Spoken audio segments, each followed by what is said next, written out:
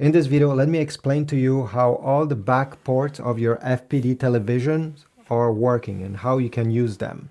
This is the back of the TV and all the ports will be located over here on this side.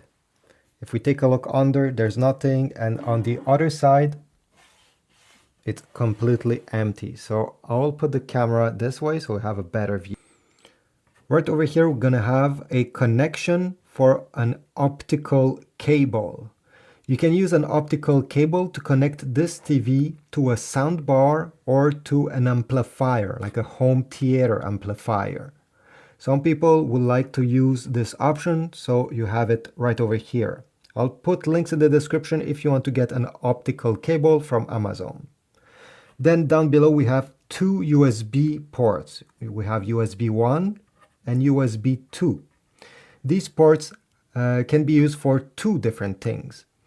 One, if you have a Fire Stick or maybe let's say a Roku stick that you connect usually in the HDMI ports, these sticks requires power to work.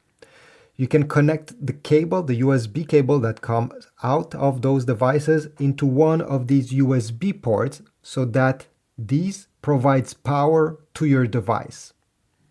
You can also use these USB ports in case you want to watch watch TV shows, movies, listen to music, or look at pictures that are on a USB drive. Connect your USB drive in either of these, it doesn't matter. And then on the remote control, press on USB and you'll be able to watch whatever is on your device. If we go down over here, we have mini AV with a hole. In the box, it came with an adapter that is connecting over here and will help you connect older devices like a VCR, an older console, or using RCA cables, type things of this nature. You have this option by connecting the adapter that came with your TV. Then if we go down below, we have an antenna connector. If you have a cable box, okay, those old styles will also connect over here. You'll have to screw, okay, your antenna here if you want to use it. Then we have HDMI 1 and HDMI 2. No matter which one you pick, it's to connect consoles, DVD players, and other devices, as I said, Roku TV sticks that are using an HDMI cable. You can also connect your laptop using an HDMI cable by connecting in either of these. It doesn't matter which one you pick.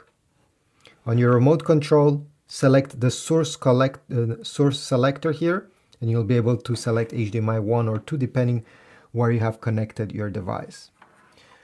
And finally, we have this Ethernet port. If you don't want to use Wi-Fi with this television, you can connect it directly to your router, your internet router.